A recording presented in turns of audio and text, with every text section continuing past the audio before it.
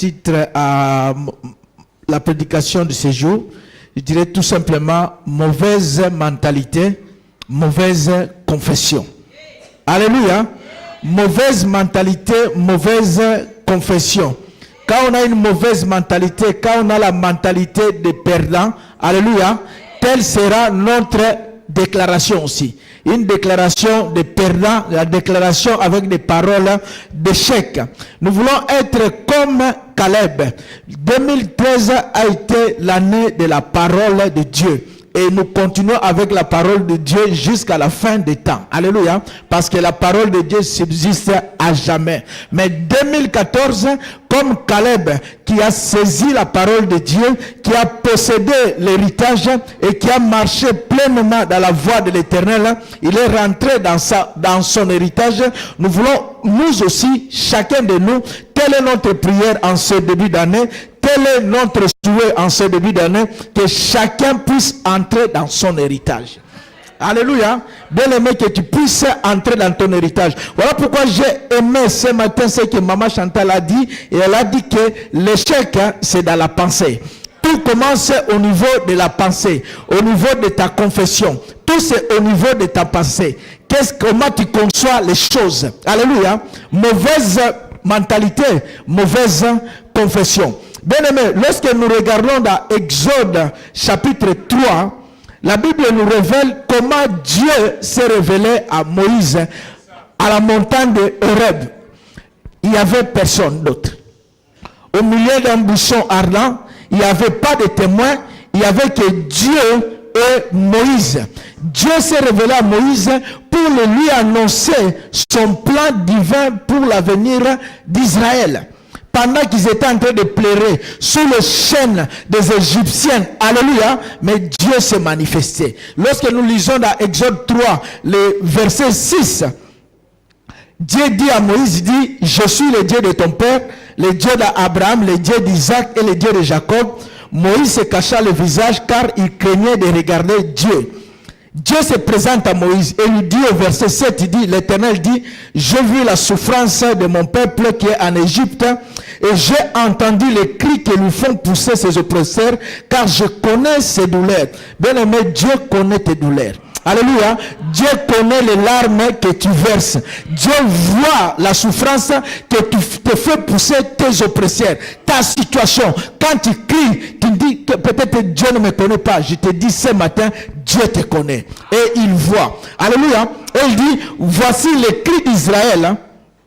Je suis descendu pour le délivrer de la main des Égyptiens et pour le faire monter de ce pays dans un bon et vaste pays, dans un pays où coule le lait et le miel, dans les lieux qu'habitent les Cananéens, les Hétiens, les Amoréens, les Phérésiens, les Éviens et les Jébusiens. Dieu dit, j'ai entendu le cri, j'ai vu la souffrance, mais je suis descendu pour le délivrer de la main des Égyptiens et pour le faire monter de ce pays dans un bon et vaste pays, pays où coule le lait et le miel. Bien aimé, pendant qu'ils étaient en train de pleurer, pendant qu'ils étaient en train de souffrir, quelque part sur le mont de Horeb, Dieu s'est révélé. Alléluia. Pendant que tu es en train de pleurer, Dieu s'est déjà révélé pour ta situation.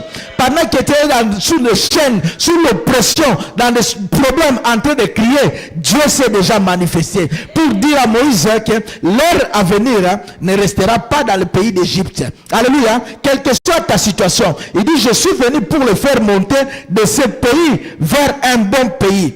Et un pays où coule le lait et le miel. Dieu révèle déjà l'avenir d'Israël. Malgré que Israël était dans la souffrance, malgré que Israël était dans l'esclavagisme, mais quelque part, Dieu annonce le plan divin. Alléluia. Bien aimé, malgré peut-être que tu es en train de pleurer, mais Dieu a révélé déjà son plan pour ta vie. Alléluia. Les rèmes de l'Éternel, la parole de Dieu est sortie pour ton pays, pour ton héritage. Alléluia. Moïse avait une mission. C'était de venir. Dieu dit, tu te présenteras devant le roi d'Israël, Pharaon, pour leur dire, fais sortir le peuple d'Égypte. Laisse aller mon peuple. Donc déjà la première mission, c'était de proclamer le règne de l'Éternel à Pharaon et aux Égyptiens. Ils devaient libérer le peuple de Dieu. Alléluia. Tel que la parole de Dieu est sortie, comme pour première mission, que le monde des ténèbres, Satan et ses démons, alléluia, tous les sorciers entendent qu'ils doivent être libérés. Alléluia. Le monde des ténèbres doivent écouter la parole du Seigneur et lâcher prise. Telle était la première mission de Moïse. Parler à Pharaon et aux Égyptiens de libérer et de laisser aller le peuple de Dieu. Alléluia. Et ce matin, Dieu dit sa parole. C'est le monde des ténèbres doivent te libérer. Peu importe la situation, le diable doit écouter la parole du Seigneur. Les démons et les sorciers doivent entendre la parole du Seigneur. Tous ceux qui te maintiennent dans le chaîne, dans l'oppression, doivent entendre la parole du Seigneur. Que dit la parole du Seigneur? Tu dois sortir de là et aller marcher vers ton héritage, le lieu que Dieu a prévu pour toi. Alléluia. Un bon et vaste pays où coule le lait et le miel. Quelle est la vision de Dieu pour ta vie? Alléluia. Et notre mission, à part parler au Pharaon, Moïse devait parler aux enfants d'Israël. Leur communiquer la pensée de Dieu. Leur communiquer le règne de l'Éternel concernant leur situation. Leur communiquer le plan de Dieu pour leur situation. Voilà pourquoi Dieu dit à Moïse dans Exode 3:16, il dit, parce que Moïse demandait à l'Éternel, mais je me présenterai devant ce peuple-là. Je me dirai un Dieu qui m'a envoyé, un Dieu qui ne le connaît pas. Alléluia. Quel est ton nom? Il dit, au verset 14, il dit à Moïse, je suis celui qui suis. C'est ainsi que tu répondras aux enfants d'Israël, celui qui s'appelle je suis m'a envoyé vers vous. Alléluia. Il dit, tu parleras ainsi aux enfants d'Israël. Alléluia. Il dit, au verset 16, il dit, va, rassemble les anciens d'Israël et dis-leur, l'Éternel, le Dieu de vos pères, m'est apparu, le Dieu d'Abraham, d'Isaac et de Jacob. Il a dit, alléluia, Dieu a dit, il m'est apparu et il a dit, alléluia, Dieu a dit, alléluia. Je suis en train de dire à quelqu'un, Dieu a dit, je vous ai vu et j'ai vu ce que vous faites en Égypte et j'ai dit, je vous ferai monter de l'Égypte où vous souffrez dans le pays des Cananéens, des Hétiens, des Amorésiens, des Éphésiens, des Égyptiens, dans un pays où coule le lait et le miel, et ils écouteront ta voix et tu iras, toi et les anciens d'Israël, auprès du roi d'Égypte et vous lui direz, l'Éternel Dieu des Hébreux nous est apparu. Alléluia. Bien aimé, c'était ça la mission de Moïse. Faire comprendre à Pharaon qui doit se soumettre devant la parole du Seigneur. Alléluia. Mais communiquer la vision aussi au peuple de Dieu. Ceux qui étaient dans l'esclavagisme, ceux qui étaient dans la souffrance, qu'ils comprennent que Dieu leur dit que votre vie ne se limite pas à ce que vous vivez maintenant. Votre vie ne se limite pas en Égypte. Dieu m'est apparu.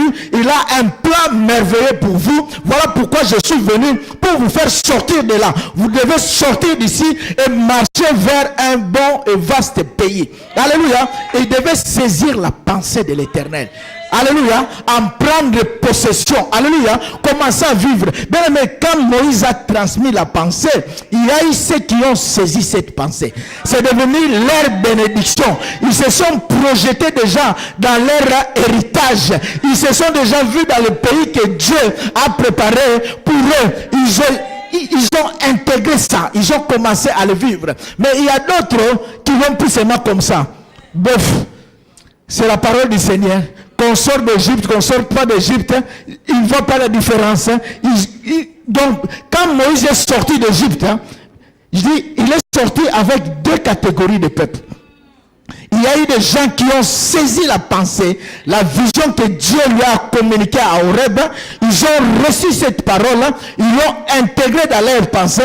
Ils se sont déjà vus libres en train de régner dans leur héritage, dans le domaine que Dieu avait préparé pour eux. Et ils ont commencé à confesser. C'est devenu leur confession. Quand ils marchaient, ils voyaient la victoire, ils saisissaient la parole du Seigneur.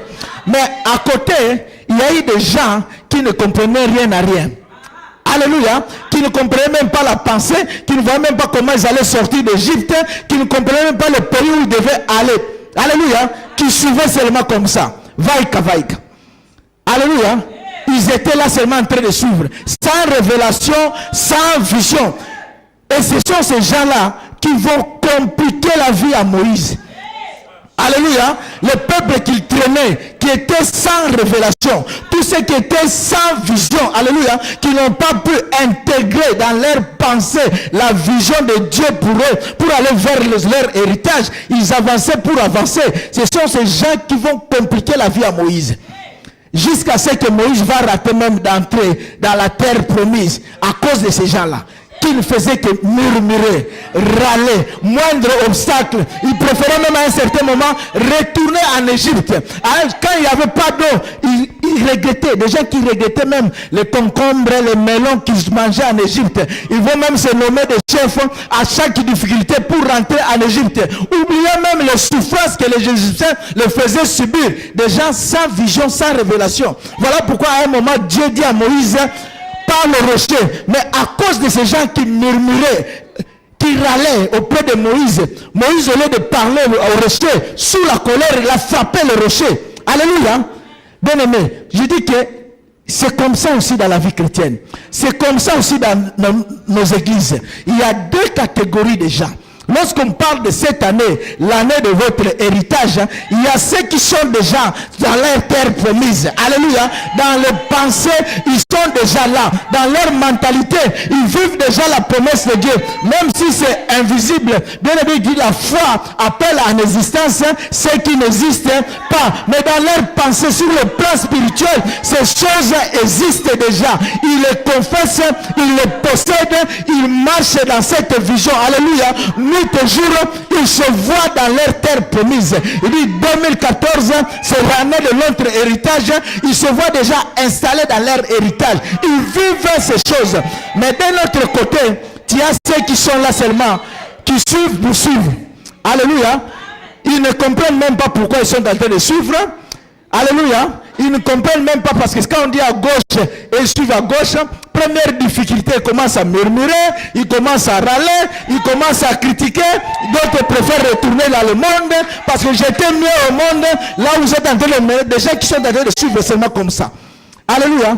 Voilà pourquoi lorsqu'ils sont passés de l'autre côté de la mer Rouge, Dieu se dira, la prédication que nous a prêché les 31, Dieu va dire que je parlais à Moïse sans témoin.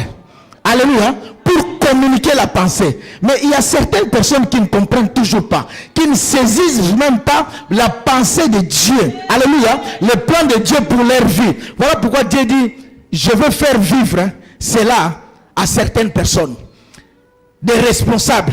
Des gens que moi je veux me choisir. Pour les amener à explorer les pays. Alléluia. À goûter ces choses-là. Alléluia. Et quand ils ont goûté à ces choses, quand ils ont vu ce que Dieu a planifié, Dieu dit, ils reviendront vers le peuple, chacun dans sa tribu, pour communiquer la pensée. Et dit, réellement, nous avons expérimenté ces choses. Nous les avons vues. Ce que Moïse dit, c'est la vérité. Voilà pourquoi Dieu va dire le nombre 13 que nous avons lu, les 31, pour dire à Moïse, nombre 13, chapitre 2, Dieu dit à Moïse, envoie des hommes pour explorer le pays de Canaan que je donne aux enfants d'Israël. Tu enverras un homme de chacune des tribus de leur père. Tous seront des principaux d'entre eux. Alléluia. Des principaux, des chefs de tribus. Alléluia. Bien aimé, ce n'est pas un hasard que tu es dans la maison de l'Éternel. Alléluia. Dieu t'a choisi pour que toi, tu puisses explorer ces choses spirituellement et ainsi communiquer cette pensée dans ta famille pour entraîner toute ta famille dans votre héritage. Alléluia. Il faut que toi-même, tu puisses vivre ces choses. Dieu veut te révéler juste un pan du voile pour que tu vois les secrets. Alléluia. Et quand tu vas goûter, la Bible dit, voyez, sentez combien l'Éternel est bon. Alléluia. quand tu goûtes à ces choses, quand tu as cette révélation, ainsi quand tu retourneras auprès des membres de ta famille, auprès de ceux qui t'appartiennent, tu leur parleras à connaissance des choses, parce que toi-même, tu as compris la vision de Dieu, tu as saisi la pensée de Dieu, tu peux entraîner les autres vers le haut, tu peux entraîner les autres vers le lieu de leur héritage. Mais si toi-même tu ne comprends rien à rien, tu ne sais même pas pourquoi tu viens à l'église. Alléluia. Tu ne sais même pas pourquoi Dieu t'a établi et t'a fait de toi chrétien en ce jour. Mardochée dit à Esther, qui sait si c'est pour des temps comme ceci que Dieu qui est parvenu à la royauté. Alléluia. Tu ne sais même pas pourquoi toi tu es choisi. Toute ta famille, ce sont des païens. Mais toi, tu t'es converti. Tu ne comprends rien à eux parce que Dieu, au travers de toi, veut accomplir une œuvre grandiose pour ta famille afin que toi, ta maison, ta famille, vous puissiez vous tous entrer dans votre héritage. Toi, tu as été choisi comme le 12 explorateur afin d'avoir la révélation de l'Éternel pour communiquer la pensée de Dieu aux autres. Mais comment vas-tu communiquer la pensée de Dieu aux autres? Rien que par tes confessions, rien que par tes déclarations. Ça ne les intéresse même pas de venir à l'église. Ça ne les intéresse même pas de se convertir. À la manière dont même toi-même tu parles de ta propre vie. À la manière dont même toi-même tu parles de ton église. À la manière dont toi-même tu vois les choses. Ça n'intéresse personne. Il dit, si la vie chrétienne ne se résume qu'à ça, à quoi bon? À quoi bon aller prier? Alléluia. À quoi bon se convertir? Rien que quand on entend les chrétiens lorsqu'ils parlent. Alléluia. Lorsqu'ils parlent. Quelle confession. Ça n'attire personne.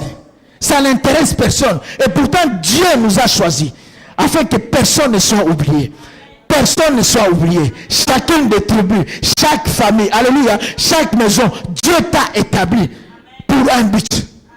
Bien-aimé, non pas seulement pour que toi-même tu puisses entrer dans ton héritage, mais pour que tu puisses entraîner aussi les autres à entrer dans leur héritage.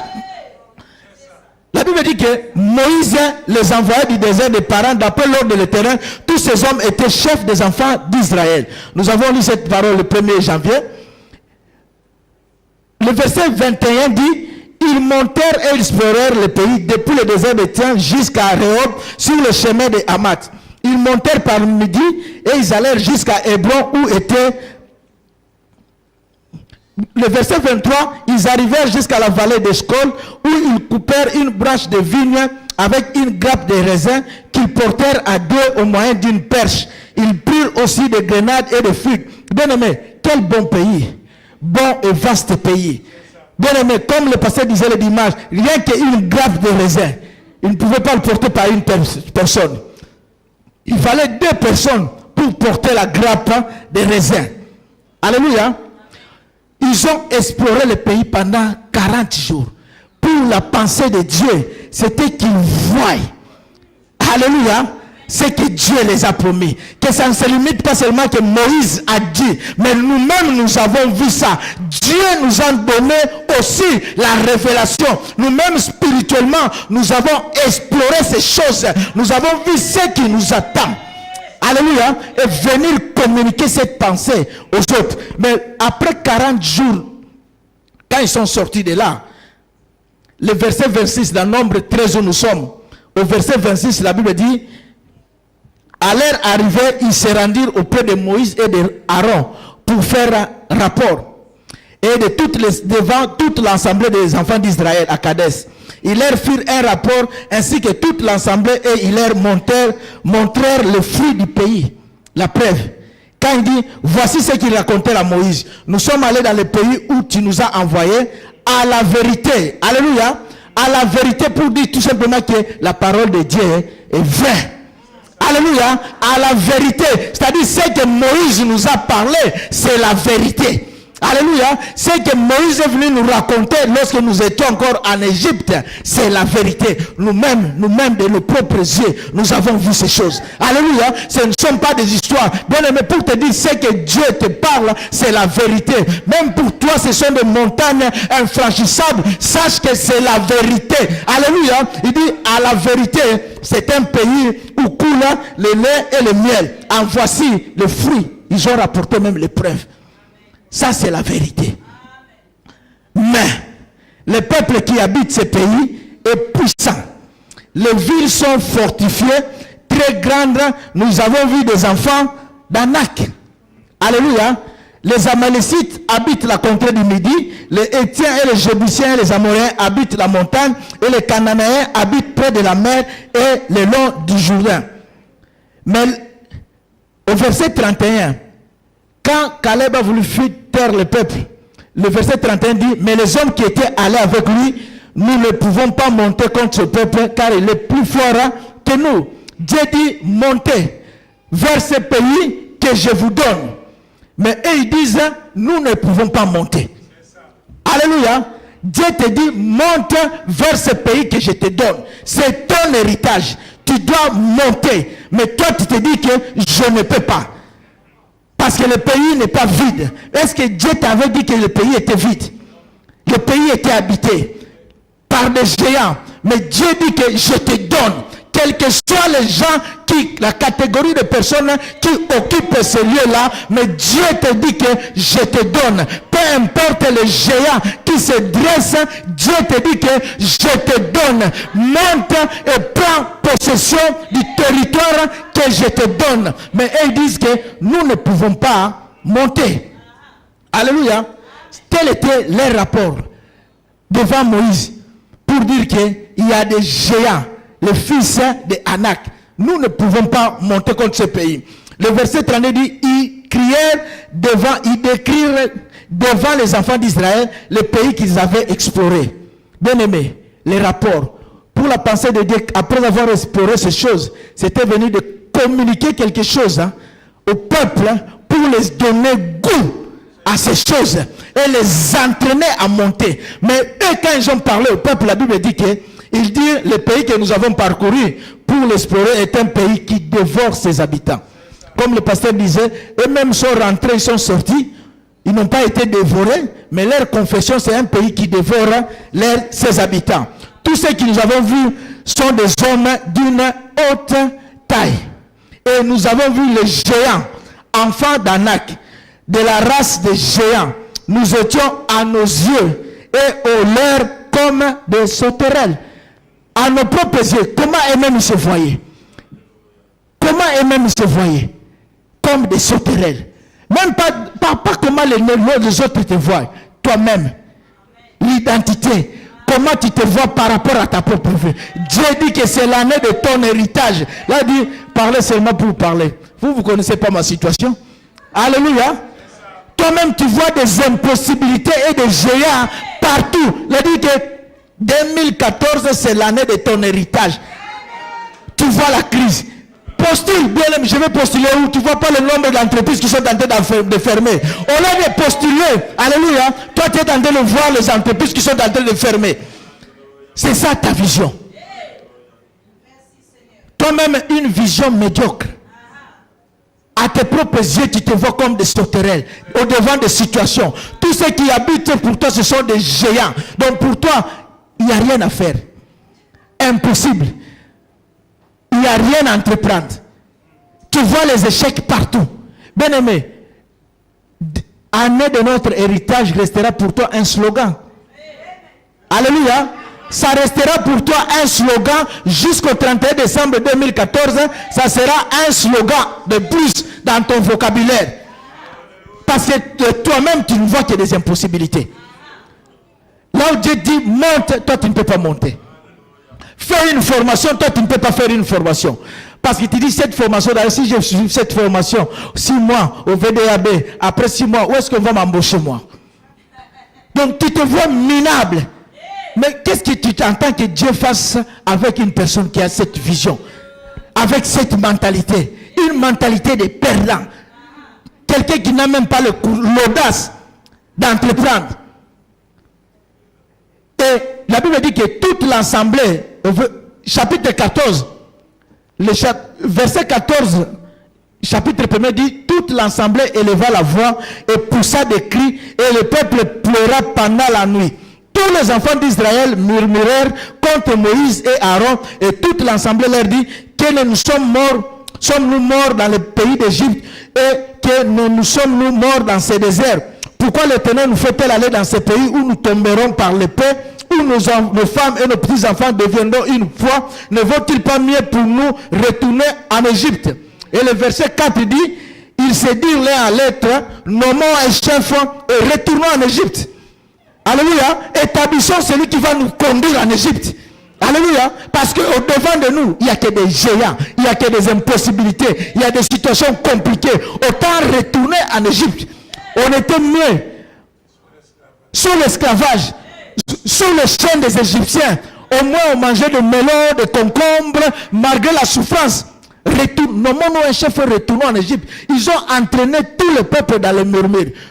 Au lieu de communiquer la foi, au lieu de communiquer l'audace, tout ce qu'ils ont pu communiquer au peuple, c'est la peur, c'est la crainte. Alléluia, c'est la médiocrité. Ils commencent seulement, à vue de leur rapport, tout le peuple commence à trembler. Il dit, c'est impossible. Bien aimé, comment toi, tu peux aller quand il y a que ce genre de confession? Même tes enfants, ils n'ont aucun projet pour ce pays.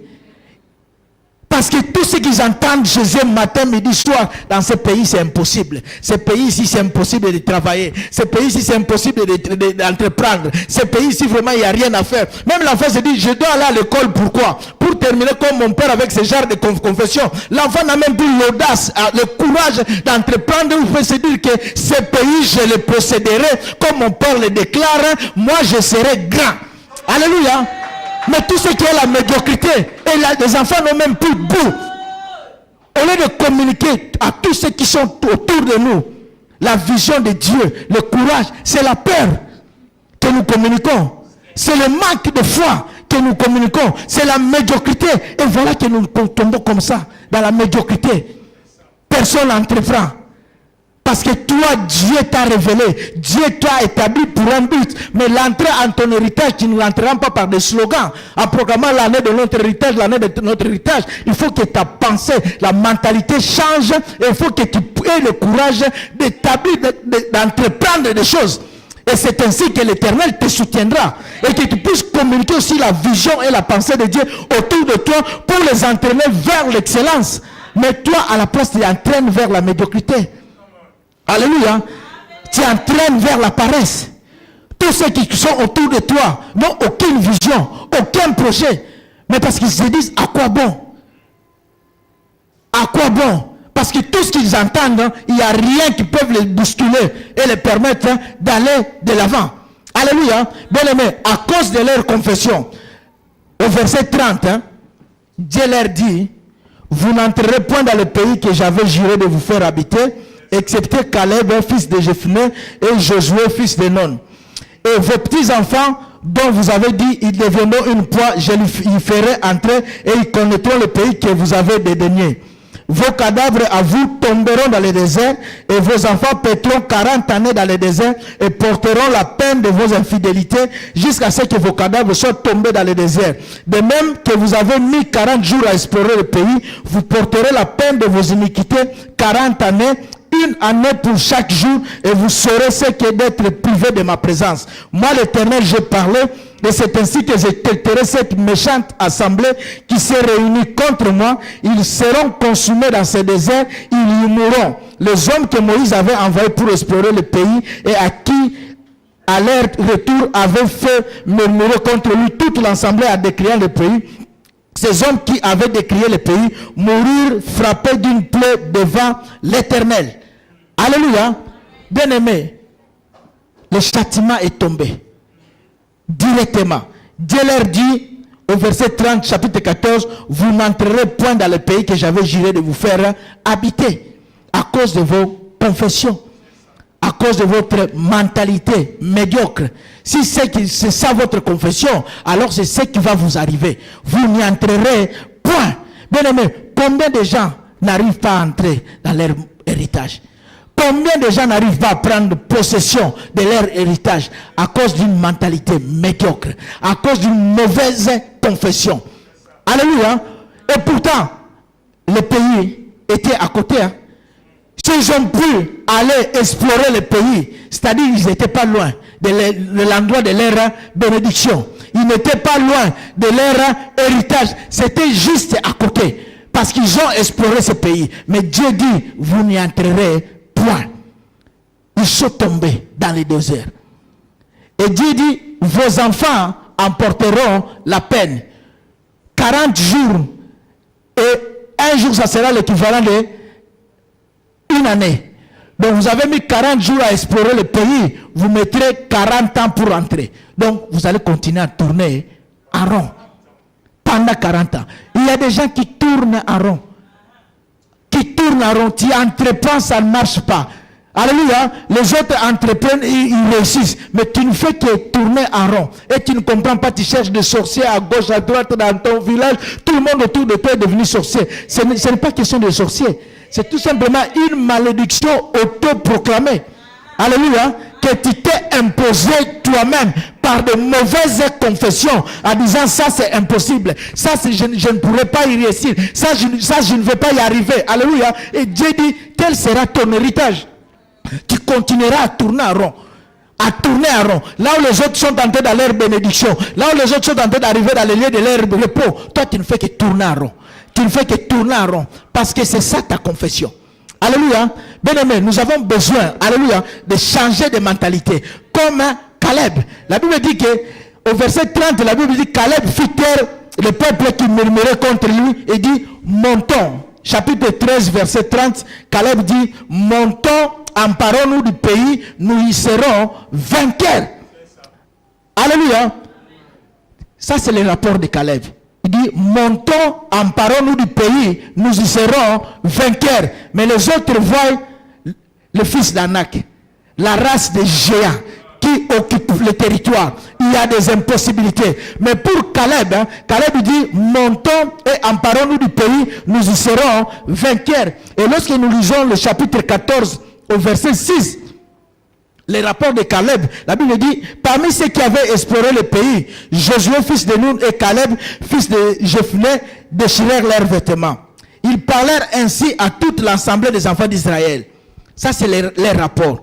Il dit, le pays que nous avons parcouru pour l'explorer est un pays très bon et excellent. Alléluia. Si l'Éternel nous est favorable, il nous mènera dans ce pays et nous le donnera. C'est un pays où coule le lait et le miel. Donc il dit, montons et apparons-nous de ce pays. Caleb dit au peuple, il dit, si l'Éternel nous est favorable. Alléluia. Si l'Éternel nous est favorable, il nous mènera dans ce pays et nous le donnera comme il nous a dit. Parce que Caleb s'est compris que le problème, bien aimé, ils étaient à 12. Ils ont exploré le pays. Mais ils n'ont pas vu le même pays. Les autres ont vu le pays avec les yeux physiques. Il y a d'autres qui ont vu le pays avec les yeux spirituels sous la révélation de Dieu. Alléluia. Ceux qui ont vu le pays avec les yeux physiques n'ont vu que des impossibilités. Et ceux qui ont vu le pays sous la révélation de la parole de Dieu, ils ont vu les opportunités qui les attendaient. Alléluia. Et pour Caleb, il dit, si l'Éternel nous est favorable, il dit, ce n'est pas question de nombre. 10 ont parlé. Ils étaient à 12. 10 ont rendu leur rapport. Très mauvais rapport.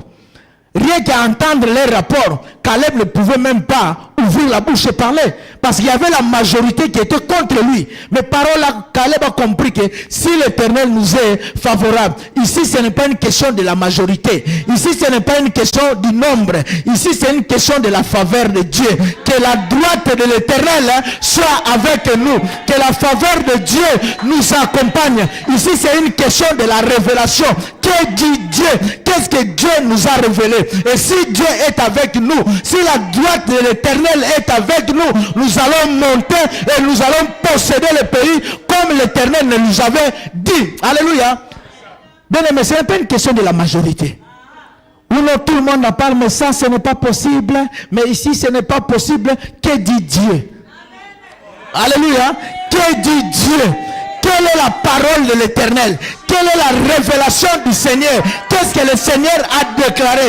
Qu'est-ce que Dieu a dit par rapport à cette situation? Au lieu d'entendre chaque fois la majorité, les gens qui disent non, non, ça ce n'est pas possible, non, ça on ne va pas arriver. Mais Caleb dit, si l'Éternel nous est favorable, tout ce qui nous est important, c'est la faveur de Dieu.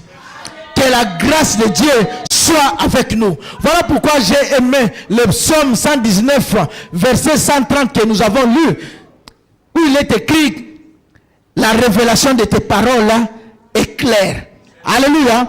Elle donne de l'intelligence aux simples. La révélation de tes paroles est claire. La révélation de tes paroles apporte la lumière. Ce dont nous avons besoin, c'est la révélation de la parole du Seigneur. Parce que la révélation de la parole du Seigneur apporte la lumière. Voilà pourquoi le Proverbe 29, 18. Alléluia. Proverbe 29, 18 dit, quand il n'y a pas de révélation, le peuple est sans frein. Alléluia. Proverbe 29, 18. Il dit, là où quand il n'y a pas de révélation, le peuple est sans frein. Donc il y a des gens qui parlent sans frein et ils disent n'importe quoi, et vous comprenez que parce que tout simplement ils n'ont pas la révélation du Seigneur.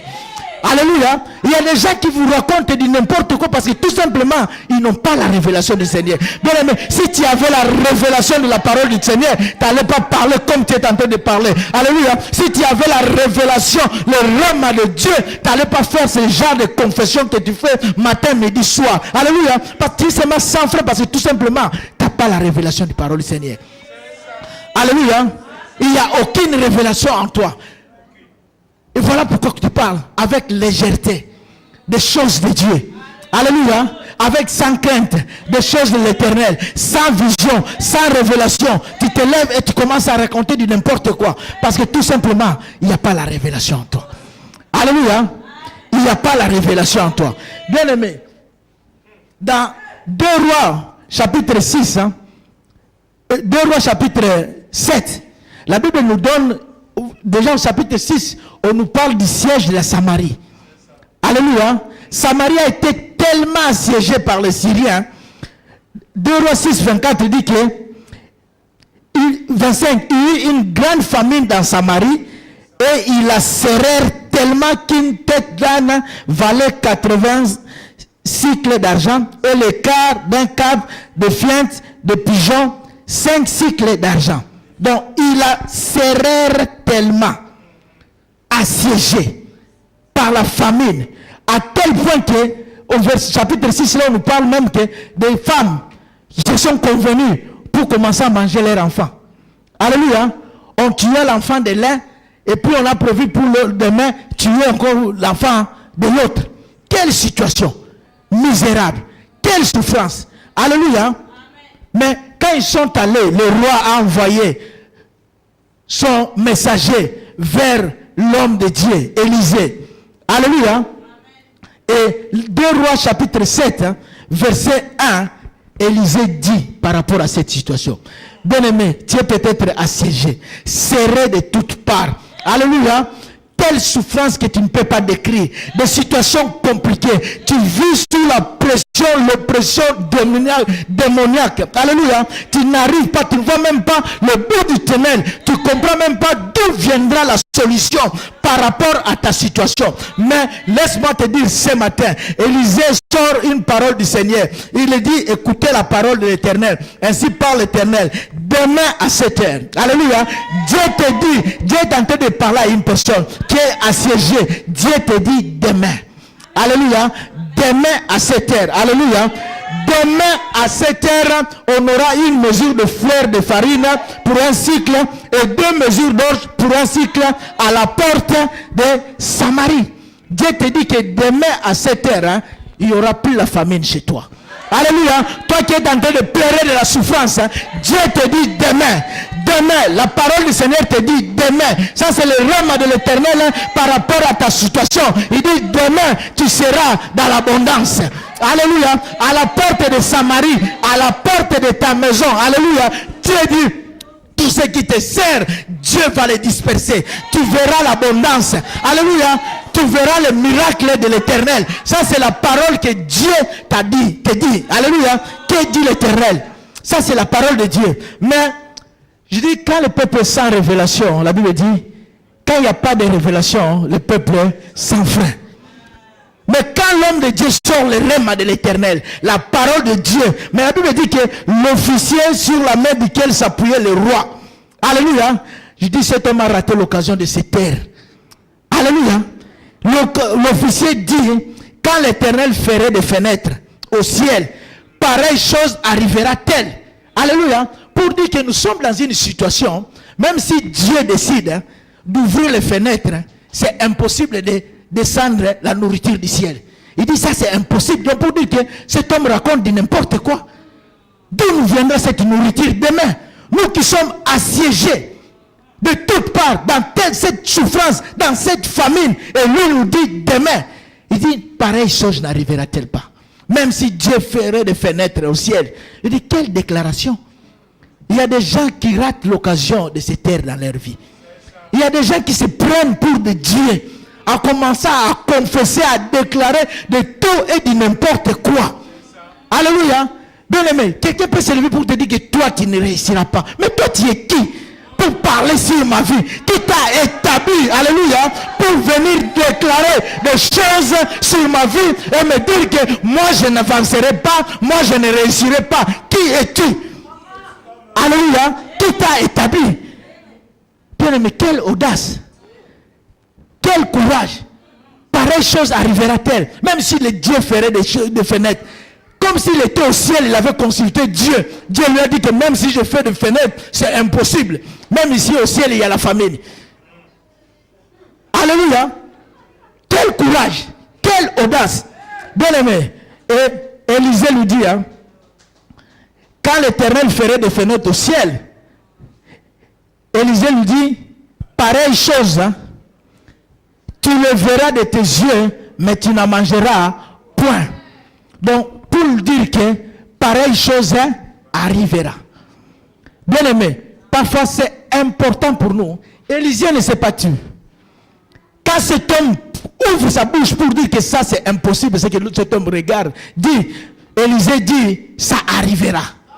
Ça arrivera. Tu le verras, mais tu n'en mangeras point. Bien aimé, c'est pas important. Comme nous l'avons vu dans Ésaïe 54, le 1er janvier. Il dit, toute langue qui se lèvera contre toi en justice, tu le condamneras. Tel est l'héritage que Dieu donne à ses serviteurs. Mais c'est ton héritage à toi. Mais pourquoi tu peux laisser quelqu'un se lever et commencer à faire des déclarations sur toi? C'est important que tu te lèves et tu commences à annuler toutes ces paroles. Quand on te dit que tu n'avanceras pas, tu dis, au nom de Jésus, moi j'avancerai, je réussirai. Alléluia. Là on te dit que ça c'est infranchissable. Tu dis, mon Dieu, si la droite de l'Éternel est avec moi, si Dieu m'est favorable, je monterai, je posséderai le pays. Alléluia. Là où on est en train de dire que toi tu n'es qu'un échec, il dit l'échec c'est pour toi. Moi mon Dieu m'a dit que je suis une réussite, je serai la tête et jamais la queue.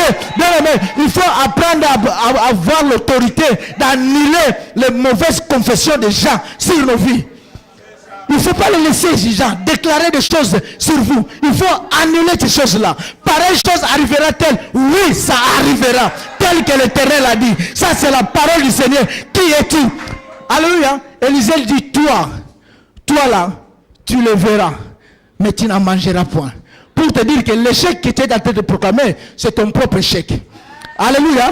L'histoire que tu es en train de raconter, c'est l'histoire de ta propre vie. Tous les autres verront l'abondance, sauf toi.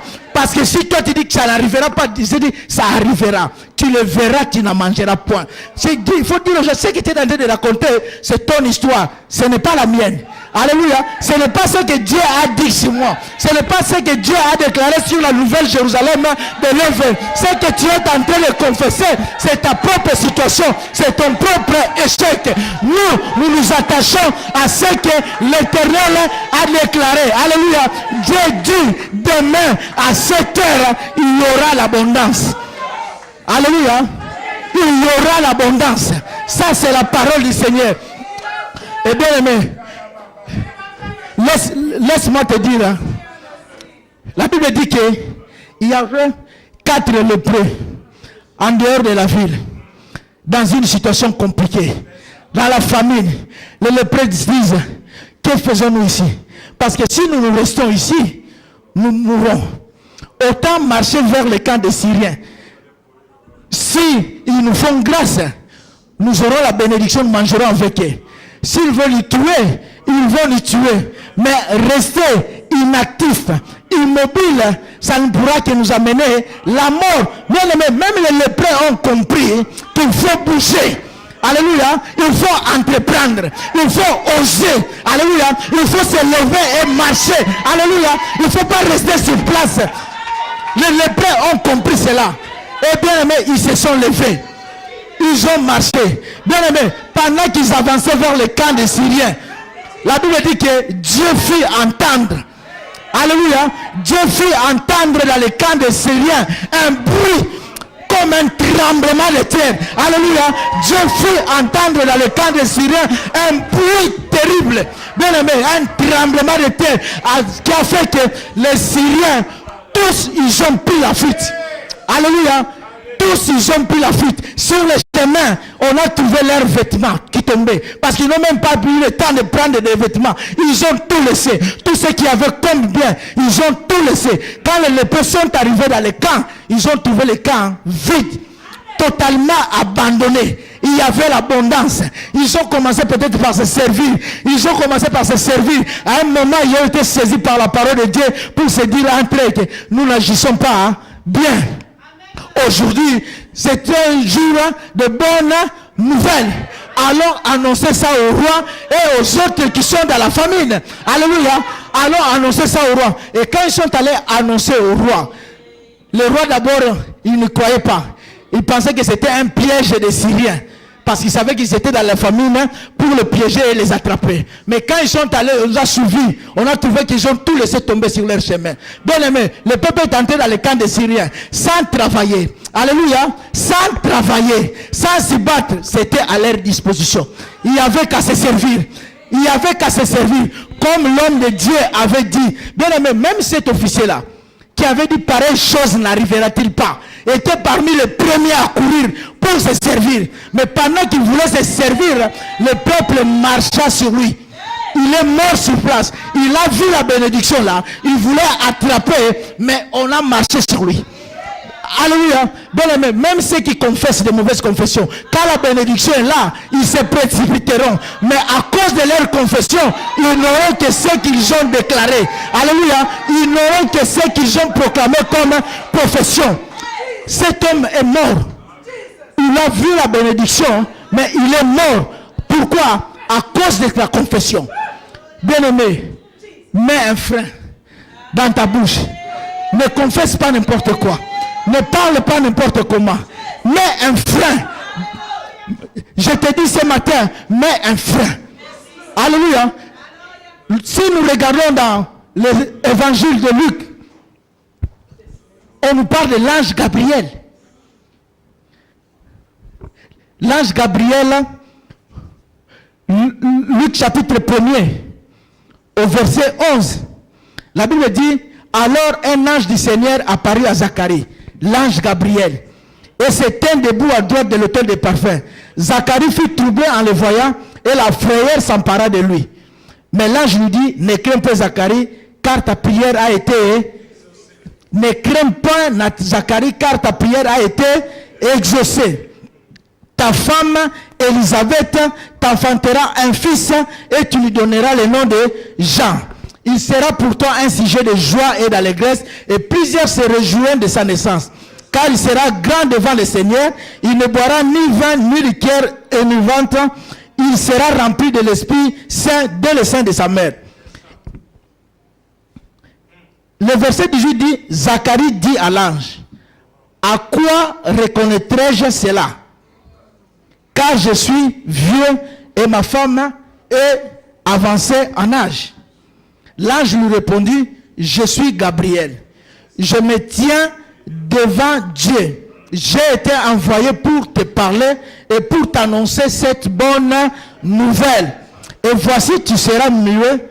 Tu ne pourras parler jusqu'au jour où ces choses arriveront parce que tu n'as pas cru à mes paroles qui s'accompliront à leur temps.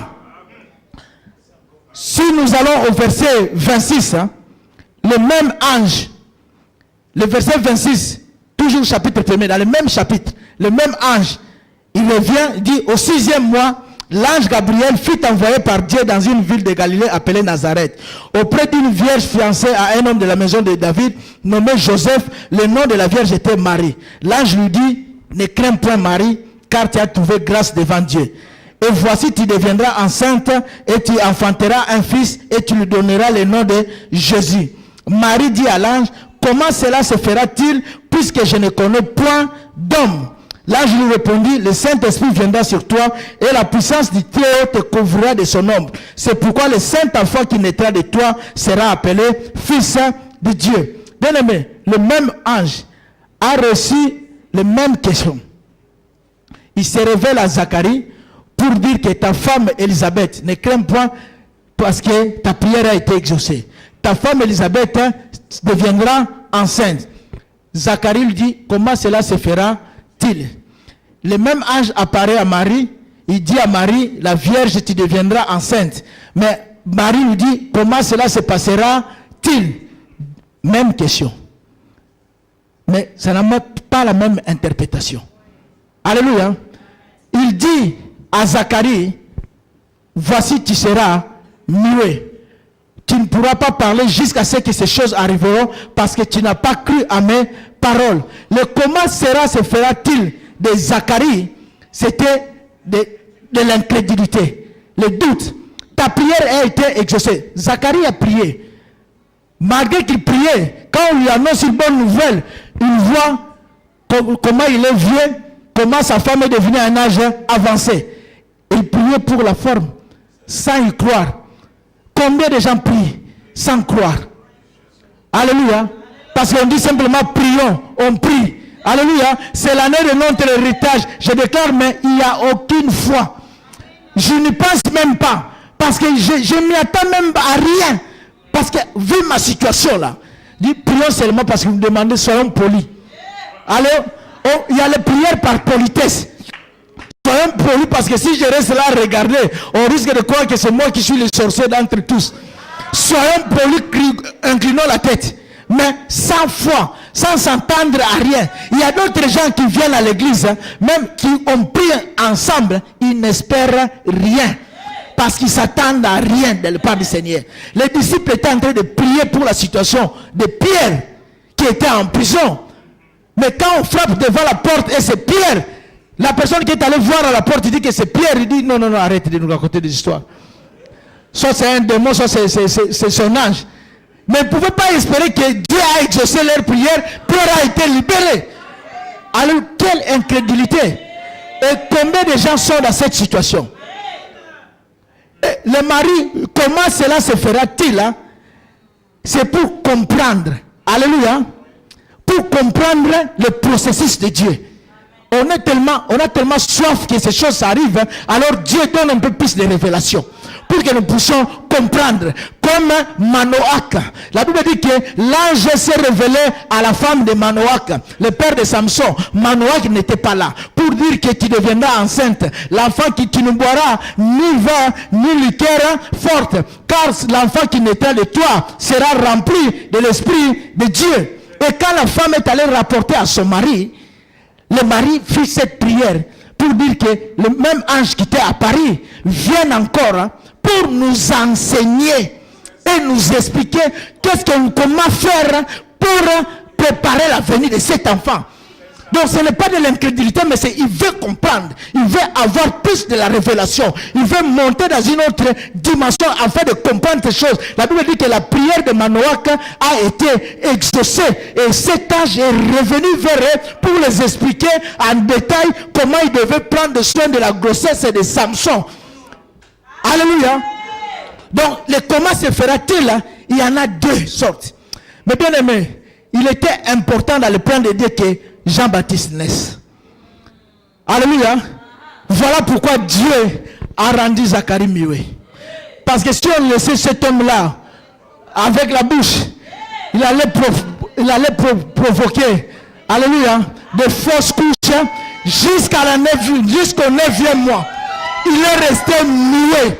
Il ne pouvait rien dire. Parce qu'avec ses confessions déjà, tout ce qui était dans son cœur, quand il sortait de là seulement, là où il était seul avec l'ange, il a dit, j'ai rencontré un ange, mais il m'a dit, je crois que ce sont des histoires. Alléluia. Or, pour Dieu, c'était important. Jean-Baptiste Ness, il dit, cet homme, on va le fermer la bouche pour mettre un frein. Parce que si on le laisse avec sa langue, quand il va commencer à parler, les choses qu'il va commencer à déclarer, ce qu'il va commencer à confesser, Jean-Baptiste ne naîtra pas. Alléluia. Il va provoquer de fausses couches. Il faut lui mettre un frein. Je dis que pour ton bien, pour ton bien, alléluia, je te dis pour ton bien, il est important que ces choses arrivent dans ta vie, les bénédictions de Dieu arrivent dans ta vie. Voilà pourquoi je prie pour ton bien, que Dieu te rende muet, alléluia, et pour mettre un frein dans ta bouche, que Dieu puisse, Dieu, fermer ta bouche, que tu ouvres ta bouche pour proclamer ton incrédulité, tu n'arrives plus à parler. Quand tu veux ouvrir ta bouche pour commencer à annuler la parole de Dieu, que tu n'arrives pas à parler, que Dieu t'aide, parce que de toi-même, tu vas annuler le plan de Dieu pour ta vie. De toi-même, tu vas annuler les bonnes choses que Dieu a prévues pour toi. Comme Zacharie, je dis, il y a certaines personnes que c'est important, il est préférable pour eux que Dieu puisse les rendre muets. Alléluia. Que leur bouche soit fermée. Alléluia. Bien aimé, Caleb est entré. Dans Nombre 14, 24, la Bible dit que parce que mon serviteur Caleb a été animé d'un autre esprit et qu'il a pleinement suivi ma voie, je le ferai entrer dans le pays où il est allé et ses descendants le posséderont. Dieu dit, parce que mon serviteur Caleb a été animé d'un autre esprit, pas l'esprit de peur. Alléluia. Pas l'esprit d'incrédulité, mais animé de l'esprit de Dieu. Et qu'il a pleinement suivi ma voie, je le ferai entrer dans le pays où il est allé et ses descendants le posséderont. Car Caleb a obtenu l'héritage. Comment Caleb a saisi son héritage. Bien aimé, lorsque Dieu se révèle à Moïse au mont Horeb, il parle d'Israël. Alléluia. Pour dire que je ferai entrer Israël.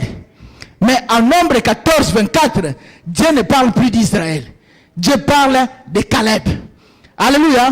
Dieu parle de Caleb. La bénédiction est devenue personnelle. Caleb s'est saisi de cette bénédiction. Ce n'était plus que Israël, mais c'est devenu sa bénédiction. Dieu dit, je ferai rentrer Caleb dans sa bénédiction. Alléluia. Et ses descendants posséderont le pays. Caleb a possédé sa bénédiction.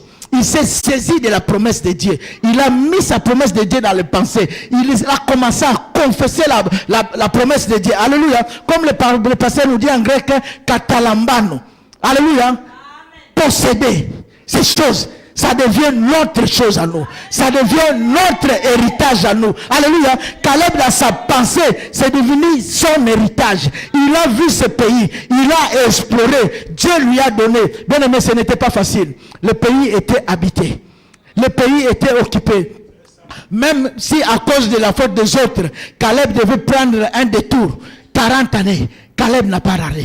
Caleb n'a pas abandonné. Bien aimé, n'abandonne pas. Personne ne t'a dit que ça serait facile. Alléluia. Continue à marcher. Caleb a continué à marcher. Il a participé à toutes les conquêtes, dans toutes les batailles. Caleb était là. La prise de Jéricho. Caleb était là. La traversée du Jourdain. Caleb était là. En train toujours d'avancer. Même si l'âge avançait. Mais ce n'était pas une question de l'âge, mais c'était question de la mentalité. Alléluia. Dans sa mentalité, dans son être intérieur, il s'était déjà projeté dans son héritage. Rien ne pouvait l'arrêter. Ni les murailles de Jéricho, ni les obstacles, ni les autres peuples sur son chemin. Il a commencé à avancer. Bien aimé, tu dois continuer à avancer. Personne ne te dit que c'est facile. Alléluia. Personne ne te dit que ça sera facile. Il faut lutter. Il faut se battre. Alléluia. Il faut continuer à aller de l'avant. Peu importe ton âge. Caleb, lorsqu'il est arrivé là, il avait 85 ans. Quand il a obtenu la promesse, il avait 40 ans. C'est-à-dire pendant 45 ans, il a continué à avancer. Alléluia. Pendant 45 ans, il a continué à lutter. Pendant 45 ans, il a continué à marcher, à se battre pour sa maison, pour sa famille, parce qu'il savait que c'était là, son héritage. Et même si le pays était possédé par des géants, le fils d'Anak, il n'allait pas lâcher prise. Il a continué. Alléluia. Bien-aimé, pourquoi tu te fatigues? Pourquoi tu abandonnes? Alléluia. Lorsque nous lisons, je vais prendre peut-être un dernier verset. Lorsque nous lisons dans Jean, chapitre 5, une histoire que vous connaissez tous. Jean, chapitre 5, le verset 2. La Bible dit, oh, Jérusalem, près de la porte des brebis, il y a une piscine qui s'appelle en hébreu Bethesda. Et qui a 5 portiques. Sous ces portiques étaient couchés un grand nombre de malades, des aveugles, des boiteux, des paralytiques qui attendaient le mouvement de l'eau. Car un ange descendait de temps en temps dans la piscine et agitait l'eau. Et celui qui descendait le premier, après que l'eau avait été agitée, était guéri, quelle que fût sa maladie. Là se trouvait un homme malade depuis 38 ans. Jésus l'ayant vu coucher, et sachant qu'il était malade depuis longtemps, lui dit, veux-tu être guéri? Le malade lui répondit, Seigneur, je n'ai personne pour me jeter dans la piscine. Quand l'eau est agitée, et pendant que j'y vais, un autre descend avant moi. Lève-toi, dit Jésus, prends ton lit et marche. Aussitôt cet homme fut guéri, il prit son lit et marcha. Alléluia. Bien-aimé, cet homme, la Bible dit qu'il était malade pendant 38 ans. Ils étaient là à la piscine de Bethesda. La Bible dit qu'il y avait 5 portiques. Et là, le verset 3 dit, sous ces portiques étaient couchés en grand nombre. Alléluia. Tous ceux qui attendaient leur miracle. Il y avait des malades, des aveugles, des boiteux, des paralytiques qui attendaient le mouvement de l'eau. Pourquoi? Parce qu'un ange descendait de temps en temps dans la piscine et agitait l'eau. Celui qui descendait le premier a été guéri, quelle que soit sa maladie. Et cet homme était là pendant 38 ans. Lorsque Jésus arrive, le verset 6, dit, la Bible dit que Jésus l'ayant vu coucher, et sachant qu'il était malade depuis longtemps. Donc Jésus l'a vu coucher, et Jésus connaissait, savait qu'il était malade depuis longtemps. La Bible dit que la parole de Dieu, c'est comme une épée à double tranchante, pénétrante jusqu'à séparer, alléluia, et jointure et moelle.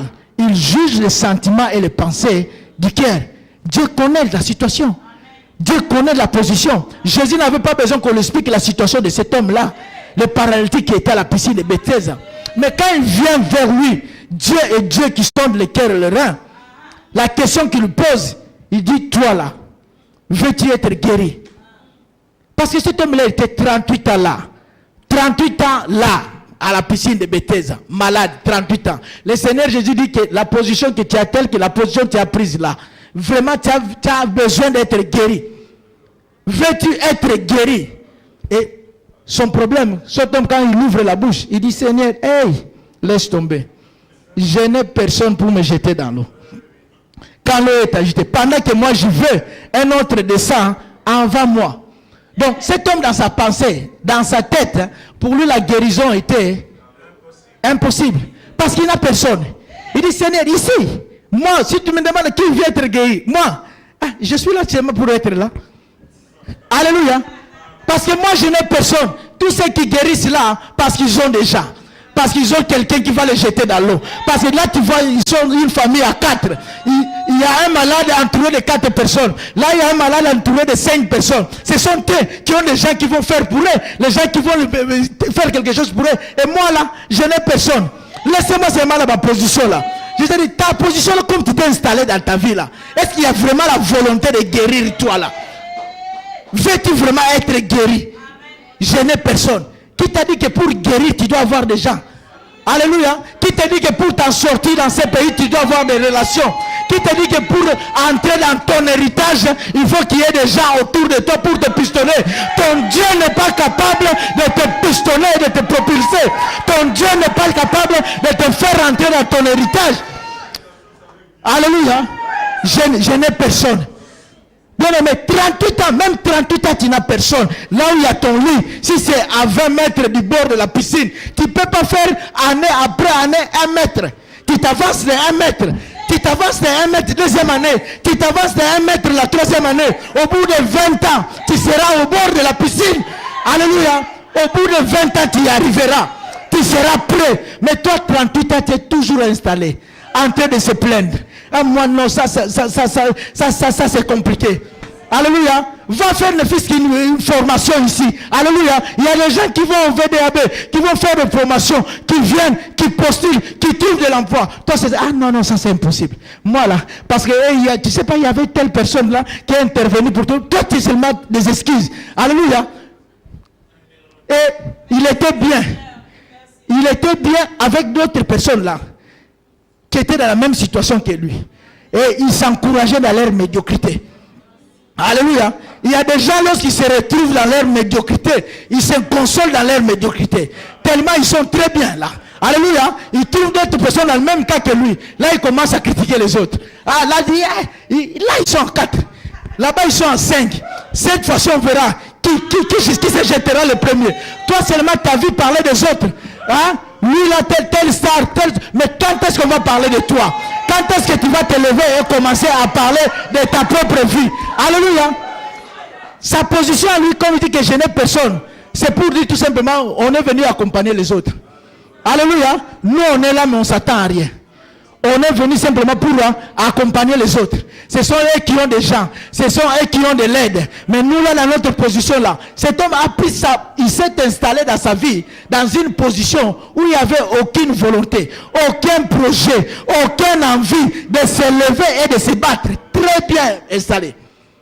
Il y a des gens à qui Jésus est en train de poser la question. Il dit, toi là, avec tes slogans, année d'héritage, vraiment, est-ce que tu as envie d'entrer dans ton héritage? Parce que la position que tu as prise dans ta vie là, alléluia, la position telle que tu es installée dans ta vie là, avec une mentalité de perdant, avec des mauvaises confessions, va-t-on de savoir même si vraiment en toi il y a la volonté de t'en sortir? Alléluia. Je n'ai personne. Et peut-être là quand ils se mettent là, quand les autres essaient d'entreprendre, ils échouent, disent, l'autre est tombé le premier, et lui là l'a raté, en train de se moquer des autres. C'est tout ce qu'ils trouvent. Et lui, il est resté, nous on croyait que c'est lui. Alléluia. En train de parler les autres. Bien aimé, le drame, hein, bien aimé, laisse-moi te dire une chose. Le drame, hein, c'est d'abandonner. L'échec n'est pas un drame. Alléluia. L'échec n'est pas un drame. Bien aimé, si tu as essayé, si tu as entrepris quelque chose et que tu as échoué, peu importe si les autres se moquent de toi, peu importe si les autres se moquent de toi, mais toi tu es à la bonne place. Au moins tu es au bord de la piscine. Tu as fait l'effort pour arriver jusque là. Laisse-les dans leur place. Et leur place se trouve là. Là, ensemble avec les moqueurs, ensemble avec les calomniateurs. Toi, reste au bord de la piscine, parce que je te donne une révélation ce matin. L'ange viendra secouer l'eau pour toi. Et ce sera ton tour. Tu seras là-dedans. L'ange de Dieu va y arriver. Reste là où tu es, au bord de la piscine, parce que l'ange de Dieu va y arriver. Ne regarde pas à ton échec. Surtout n'abandonne pas. Surtout ne lâche pas prise. Tiens-toi toujours prêt, parce que tu as déjà fourni l'effort d'arriver jusque là où tu es. Continue à t'y accrocher. Alléluia. Bien aimé, ça ne sera pas facile. La Bible dit, comme nous l'avons vu dans la parole de Dieu, Isaac creusa devant le puits ensablé. Il creusa. On est venu lui chercher des querelles, des problèmes. Alléluia. Il n'a pas pour autant abandonné. Bien aimé, pourquoi? Parce que tu as essayé une fois. Parce que tu te retrouves devant une porte enfermée où tu te dis que j'ai essayé mais ça ne va pas. J'abandonne. Isaac n'a pas abandonné. Il est allé encore creuser. On est venu lui chercher encore des querelles. Il est allé creuser jusqu'à un endroit où il était mis au large. Il appela cet endroit Rehoboth. Dieu m'a mis à large. Bien aimé, continue à travailler. C'est comme ça que tu vas entrer dans ton héritage. Pas avec des slogans, mais avec la révélation de l'Éternel. Comme Caleb qui pouvait se tenir, il dit, donne-moi cette montagne. La Bible dit que cette montagne était habitée par le fils d'Anak, mais Caleb les a tous boutés dehors. C'est comme ça que tu te lèveras et tu mettras dehors tout ce qui occupe ton héritage. Alléluia. Bien aimé, je vais inviter le pasteur qui va continuer pour clôturer.